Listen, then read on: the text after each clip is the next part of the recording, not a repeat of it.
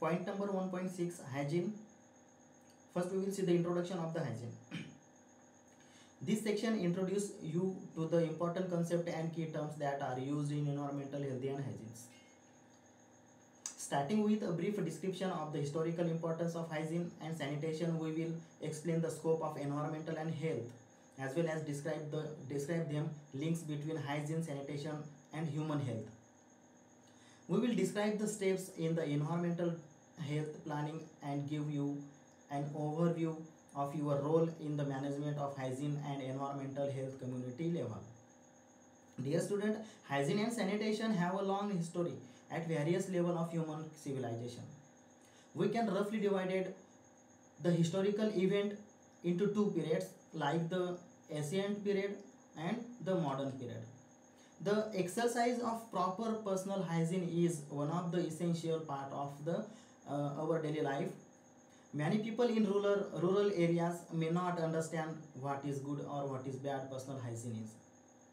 The prevention of communicable diseases like diarrhea, trachoma, and many others is highly possible through the application of proper personal hygiene. You need to learn the proper practice of personal hygiene and use these for the prevention and control of important health diseases that are prevalent in our locality. This study session will also help you to understand the links between personal hygiene and one's dignity, confidence, and comfort. So, student, we will see the what is personal hygiene. Personal hygiene is concept that is commonly used in medical and public health practices. It is also widely practiced at the individual level and at home. It involves maintaining the cleanliness of our body and clothes. Personal hygiene is personal at its name implies. In this regard, personal hygiene is defined as a condition promoting sanitary practices to the self. Everybody has their own habits and standards that they have been taught or that they have learned from others. Generally, the practice of personal hygiene is employed to prevent or minimize the incidence and spread of communicable diseases. When we see the definitions of hygiene, the hygiene is related to the personal cleanliness such as personal hygiene, body, clothing, etc. Sanitation referred to the waste management, particularly management of the human waste. Hygiene generally refers to the set of practices associated with the prevention of health and healthy living. The focus is mainly on personal hygiene that looks at cleanliness of hair, body, hands, fingers, feet, clothing, and menstrual hygiene. Improvements is in personal knowledge, skill, and practice that modify an individual's behaviors towards the healthy practice and the features of hygiene promotion. Safe hygiene practice includes the broad range of healthy behaviors such as hand washing before eating and after cleanliness and child's bottom and safe faces disposal. When you carry out hygiene education and promotion, the aim is to transfer knowledge and understanding of hygiene and associated with the risk in order to help people change their behavior to use better hygiene practices. Now we will see the sanitation. Means the prevention of human contact with waste for hygienic purpose. It also means promoting health through the prevention of human contact with the hazards associated with the lack of healthy food, clean water, and healthful housing, the control of vector living organisms that transport the diseases, and the clean environment. It focuses on management of waste produced by human activities. Now, aesthetic values of the personal hygiene means what kind of the aesthetic values of the personal hygiene we will see in this point. A personal with clean hands is proud while eating because they feel confident of preventing the diseases. A teacher in a school is always happy to see their students with clean faces and eyes and dressed in clean clothes. A mother is mentally satisfied to feed her infants with clean hands because she ensures that prevention of her child's health. Generally, cleaning oneself produces pride, comfort, and dignity at home and public places. So, what kind of the social impacts are of the personal hygiene? We will see now. A personal with poor personal hygiene might be isolated from friendship because telling the personal about the situation might be sensitive and culturally difficult.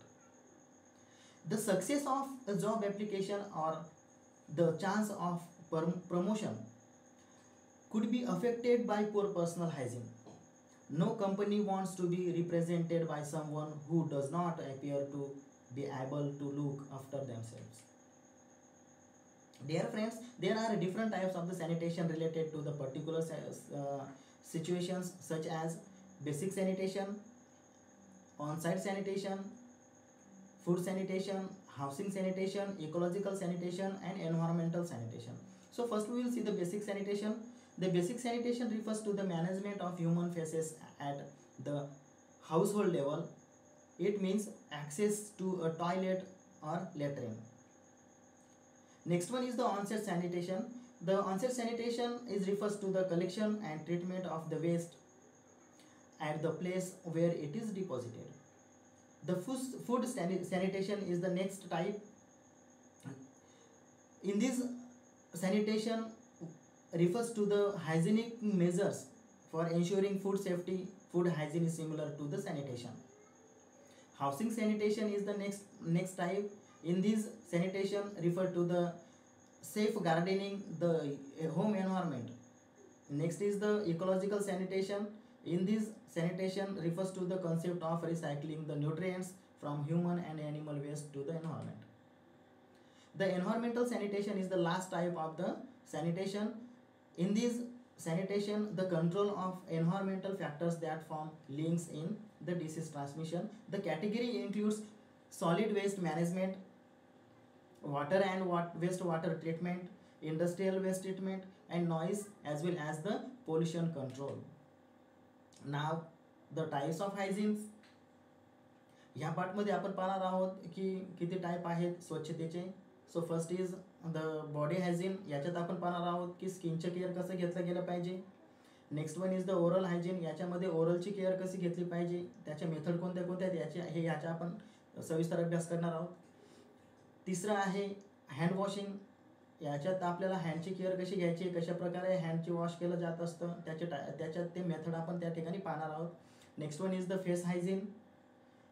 Then after finger nail and toe nail hygiene. हात आणि पायांच्या नखांची care कशी घेतली गेली पाहिजे ते आपण पाहणार आहोत. Air hygiene, hair hygiene, foot hygiene, armpit and bottom hygiene, clothes hygiene, and menstrual hygiene. Menstrual hygiene is the personal hygiene for the woman. Now we will see the one by one. Body hygiene. The body hygiene means the skin care.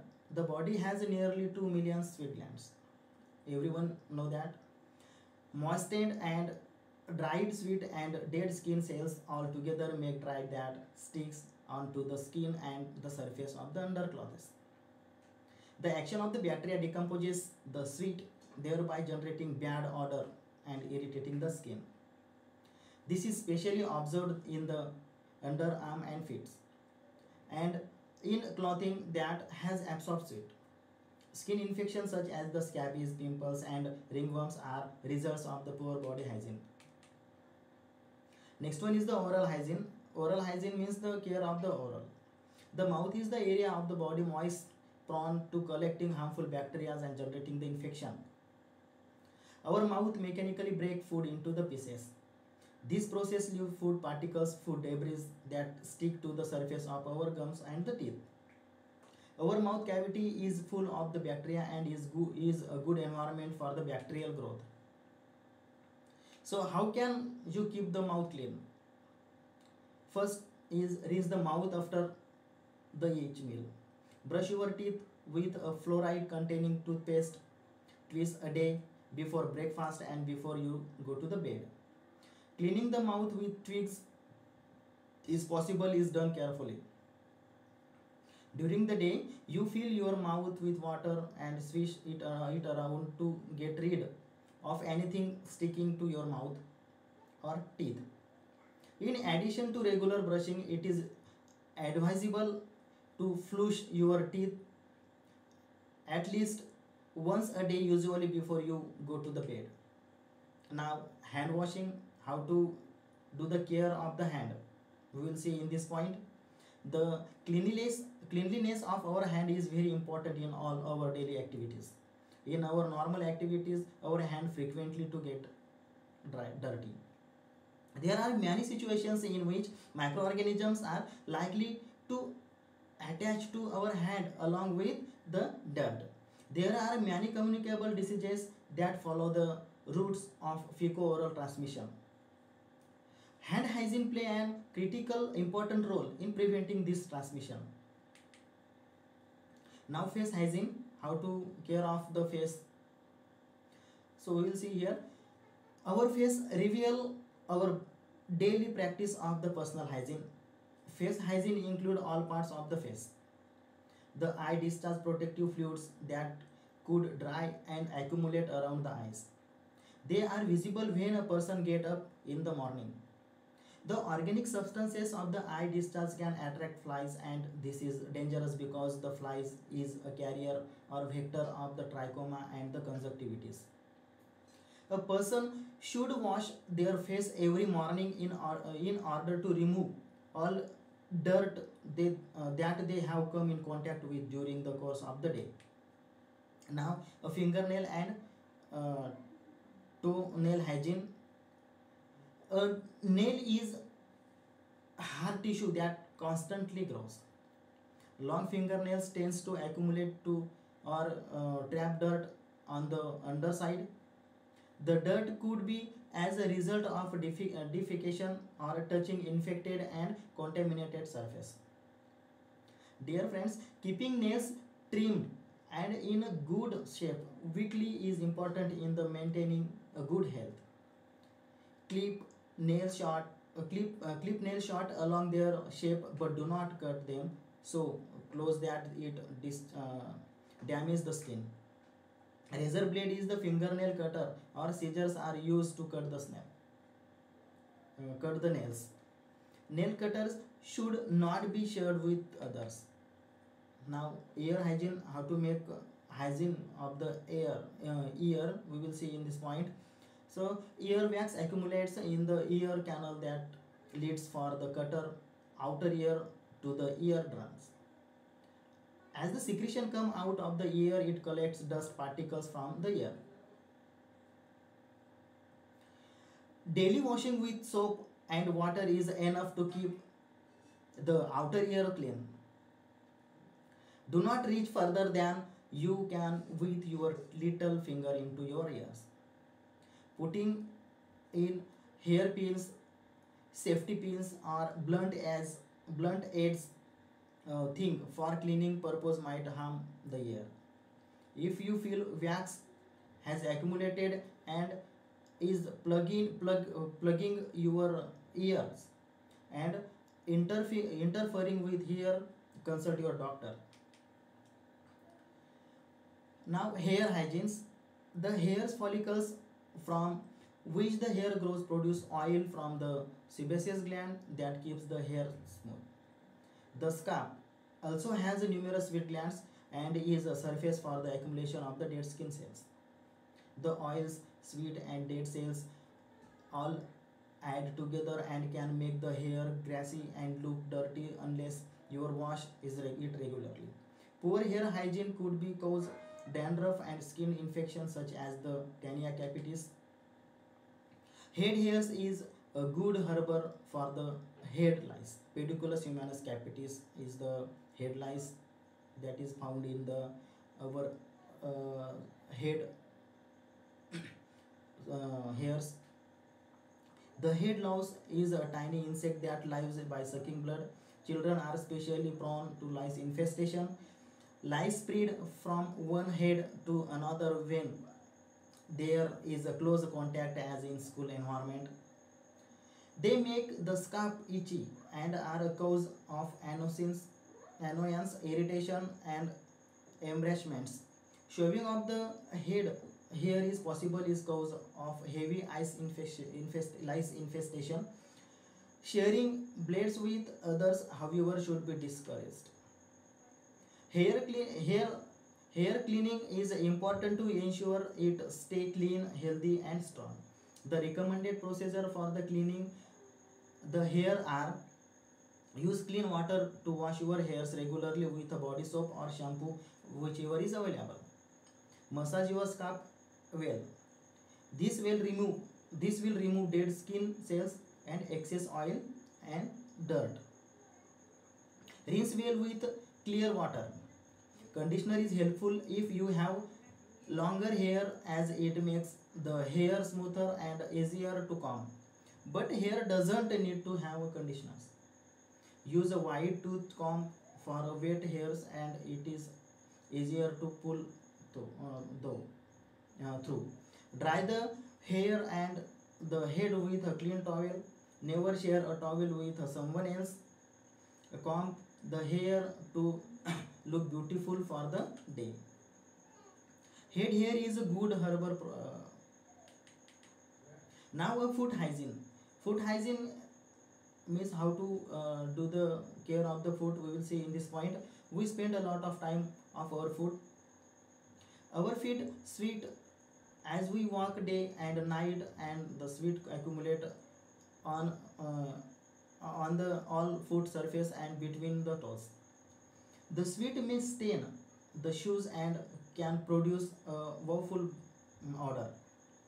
As well as bacteria, sweat also encourage fungal growth between the toes. This is called as the athlete's foot.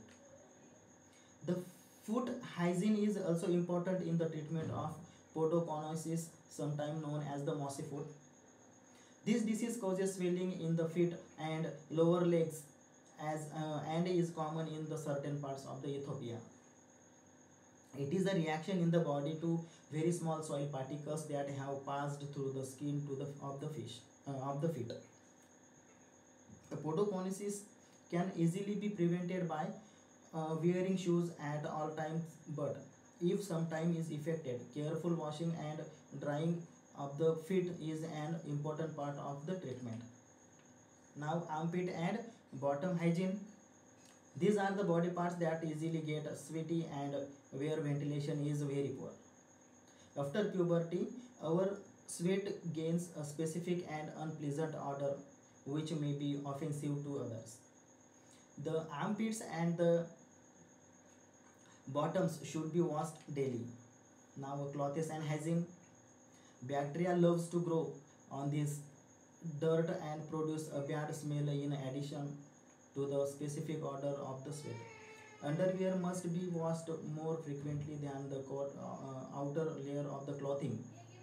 The cloth hygiene is an important aspect of one's dignity. Changing used cloth for clean once every day is recommended. Washing dirty clothes every adequate clean water, detergent, and washing facilities. If possible, the washed cloth should be ironed to help the destruction of the body lice and gnats. Boiling water or insecticides can be used to destroy clots and infections. Now menstrual hygiene, personal hygiene for the woman. The vagina is able to clean itself. No special care is needed to other than washing the external genitals. Washing the outer genital area with clean water must be a daily practice. Change the tampons and sanitary napkins or pads regularly at the time of menstrual cycle. Always wash your hands before and after handling a tampon or pad. Clean and soft cloths can be used in place of the sanitary pads. The use of dirty cloths must be discouraged. Menstrual blood absorbing items must be properly disposed of in burial pits or other appropriate method. Thank you so much.